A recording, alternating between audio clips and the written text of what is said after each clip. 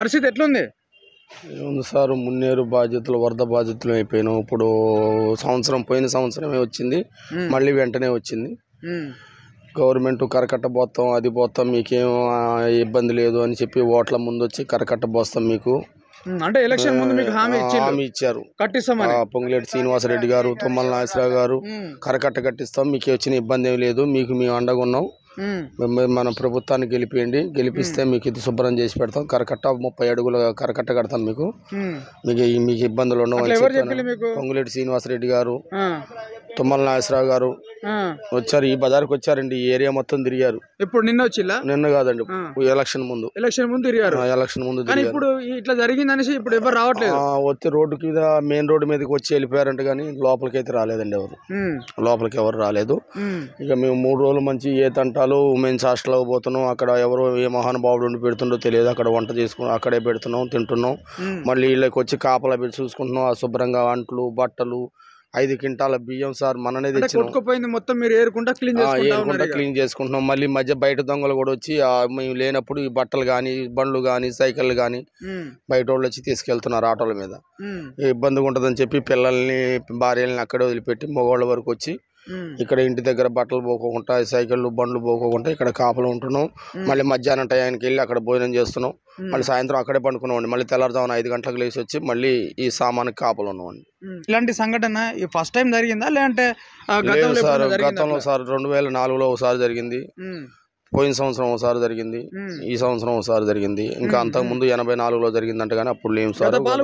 పట్టించుకున్నారా? గత పాలకుల్లో పువ్వాడ అజయ్ కుమార్ గారు ఉన్నప్పుడు బాగానే వచ్చారు, భోజనాలని కూరగాయలని ఇంటింటి తిరిగి పంచిపెట్టారు, ఇల్లు బజార్లు తిరిగారు, ఎక్కడెక్కడి నుంచో తీసుకొచ్చి మాకు వంటలు ఇచ్చారు, బట్టలు ఇచ్చారు, ఉండక తినే గిన్నెలు ఇచ్చారు, పరుపులు ఇచ్చారు, మనిషికి 8,500 రూపాయలు డబ్బులు ఇచ్చారు, బాగానే వచ్చారండి. ఈ ప్రభుత్వం కూడా నిన్న రేవంత్ రెడ్డి గారు వచ్చి మునిగిపోయిన ఇంటికి 10,000 రూపాయల చొప్పున కేటాయిస్తున్నాం అని చెప్పారట. ఇంతవరకు సరిపోతా 10,000 మీకు? సరిపోతా? బియ్యం కూడా రావు సార్ మాకు, బియ్యం కూడా రావు. 10,000 రూపాయలు పరుపులు కాదు, ఒక్కొక్క పరుపు 16,000 రూపాయలు, 15,000 రూపాయల పరుపులు, మంచాలు, డబల్ కాట్ మంచాలు, బియ్యాలు, బట్టలు, బీరువాలు, ఫ్రిడ్జులు, టీవీలు, అక్కడ ఉన్న కూలర్లు, సోఫా సెట్లు మొత్తం ఏడన్నా రోడ్ల మీద పారేసినాం. చూడండి, ఒక ఫ్రిడ్జ్ ఏడ పారేసినాం, ఏం లేవు సార్. కట్టుకునే బట్టలు తప్ప ఇక మా ఉన్న బట్టలు కూడా తడిసి ముద్ద అయినాయి, అక్కడ ముద్ద అయిపోయినాయి. మంచాల మీద వేసినాం జాడి. ఎక్కడ తింటున్నారు, ఎక్కడ వాడుకుంటున్నారు పిల్లలు? ఇప్పుడు ప్రస్తుతానికి అయితే రైల్వే స్టేషన్ దగ్గర ఉమెన్స్ హాస్టల్ ఉంది సార్. ఇప్పుడు ఉన్న జనం మొత్తం అక్కడే ఉన్నారు, అక్కడే సొంత డబ్బులతోటి పొద్దున్నే టిఫిన్లు చేస్తున్నారు. ఇక భోజనం మాత్రం మధ్యాహ్నం సాయంత్రం వాళ్ళు ఏర్పాటు చేస్తున్నారు.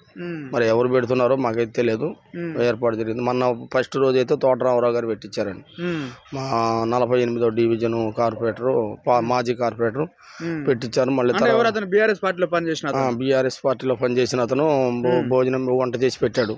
అంటే ఇక్కడ గెలిచిన మంత్రులు ఎవరు పని చేయట్లేదు, మీకు సహకరించడం అసలు ఇక్కడ ఎవరు రాలేదండి, అసలు ఇంతవరకు ఇక్కడికి ఎవరు రాలేదు. మళ్ళీ మా పెద్ద నాయకుడు అని చెప్పి నాలం సతీష్ గారు ఆ సార్ నిన్న వాళ్ళు వండి పెట్టారు. ఇక బయట వాళ్ళు వచ్చిన వాళ్ళు కూడా చూస్తానికి వచ్చిన వాళ్ళు కూడా టిఫిన్ టీయో లేకపోతే వాళ్ళ దగ్గర ఉన్న సహకారాలు పులిహారు, గాంధీ చౌక్లో కోమట్లు వాళ్ళు పులిహార ప్యాకెట్లు తయారు చేసి తీసుకొచ్చి ఇచ్చిపోవటం. రాత్రి దుప్పట్లు కూడా మంచికో దుప్పటి ఇచ్చారండి, ఎవరో మరి ఏ మహానుభావుడు, కప్పుకోవడానికి చలికి ఏం లేవండి అంటే మంచికో దుప్పటి పంపించి ఇచ్చి వెళ్ళిపోయారు వాళ్ళు. ఇప్పుడు ఇంట్లో పరిస్థితి ఏముంది? మొత్తం బురద ఉన్నది. అసలు బురద కాదండి, అట్లా కెమెరా పెట్టి చూపిస్తారు పండుగ కదా.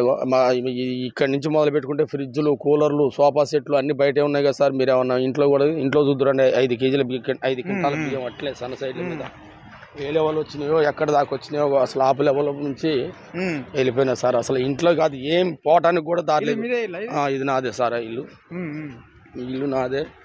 అసలు ఇంట్లో పోతానికి కూడా ఏం లేదు, మొత్తం సోఫా సెట్లు కూడా బయటకు కొట్టుకొచ్చి పడిపోయింది.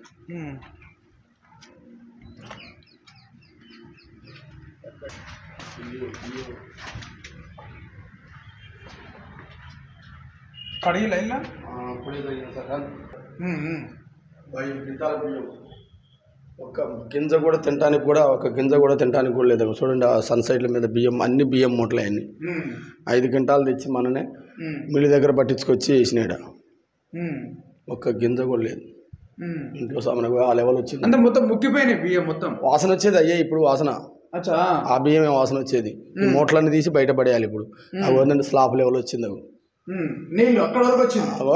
అక్కడ వరకు వచ్చినాయి. Okay okay. అవి ఆనుకునే పోయి ఇంట్లో ఏ టైంలో వచ్చింది? ఉదయం వచ్చిందా నైట్ వచ్చిందా? తెల్లవారుజామున 4:30కు వచ్చిందండి. 4:30కు వచ్చింది. తెల్లవారుజామున 4:30కు స్టార్ట్ అయింది. ఉదయం 8:30కి కాలవడ్డ ఆంజనేయ స్వామి గుడి కూడా మునిగిపోయింది. అక్కడ దగ్గర దగ్గర 30 కిలోమీటర్ ఎలడుపుతోటి ఫుల్ జామ్ అయిపోయింది. అసలు ఏమీ లేవండి. ఇదంతా కరెంటు లేదు. మీ మంత్రి పొంగులేటి శ్రీను అసలు తుమ్మల నాగేశ్వరరావు గారు ఆయన రాలేదు. ఇటు మొన్న ప్రకాశ్ నగర్ వెళ్ళారైనా ఒంట్లో బాగట్లేదంట సార్కి, రాలేదు. నిన్న రేవంత్ రెడ్డి గారు వచ్చి చూశారు. ఇటు అంతా విమర్శించి 10,000 మొదలు కావు సార్. 10,000 రూపాయలు దేనికి మొదలు కావు. మీరు చూశారు కదా, కళ్ళతోటి చూస్తున్నారు కదా. ఈ 10,000కి ఈ బియ్యమే రావు సార్. పైన పెట్టిన బియ్యమే రావు. ఒక్కొక్క ఇంట్లో తినడానికి తిండి లేదు. గుడిసెలు తలుపులు ఆ ఇల్లు అయితే పై కప్పే లేచిపోయింది. ఈ ఇల్లు కూడా కప్పు లేచిపోయింది. ఏం లేదు. ఆ రేకులు కూడా పైన ఏం లేవు సార్ తినడానికి. సరే వాళ్ళు ఇచ్చినా ఇవ్వకపోయినా ఈ శుభ్రతను చేసి పెడితే బాగుండదని మేము అనుకుంటున్నాం సార్. యాడనే చెత్త చెదారం గలీజ్గా ఉన్న సామాన్ ఇంట్లో మొత్తం ఖాళీ ఉన్నాయి. ఏం లేవు కదా సార్. చూడండి, మీరు చూడండి, సామాన్ ఏమైనా ఉన్నాయా? ఇంట్లో కానీ ఆ ఇంట్లో కానీ సామాన్లు ఏమున్నాయి? ఇక పైన ఆడొక చాల్తీ ఉన్నాయి పైన పెట్టి. ఈ బుడద చూడండి, నిన్న కడిగిన వండు పెట్టి ఇట్లా ఎత్తిపోస్తే 2 బీరువాలలో బట్టలు చూడండి ఎంత లెవెల్ వచ్చిందో కనపడుతుంది. ఆ లెవెల్ వచ్చిందా నీళ్ళు మొత్తం? స్లాబ్ లెవెల్ అండి. అచ్చు మరకే అదే. ఇక ఆ అచ్చు ఎంతవరకు ఉందో అంతవరకు వచ్చినట్టే. ఇప్పుడు 10 అడుగుల దాకా వచ్చి సార్ ఇంచుమించు. ఆ టైంలో ఎక్కడికి వెళ్ళిపోయారు మీరు? మేము ఫస్ట్ నాయాబజార్ కాలేజీకి వెళ్ళాం సార్. ఆ కాలేజీకి వెళ్ళి ఒక అరగంట ఉండబోయేతలకి అక్కడ నడుములోతు నీళ్ళు వచ్చేసినాయి. అక్కడి నుంచి వెళ్ళండి అని చెప్పి ఉమెన్స్ హాస్టల్కి పంపించారు సార్. లేడీస్ హాస్టల్కి, ఉమెన్స్ హాస్టల్కి. ఇప్పుడు కూడా అక్కడే ఉన్నాం సార్. ఇప్పుడు కూడా అక్కడే ఉన్నాం. తెల్లవారుజామున మగవాళ్ళ వరకు వచ్చి ఇల్లు కాపాడుకుంటున్నాం. Okay okay.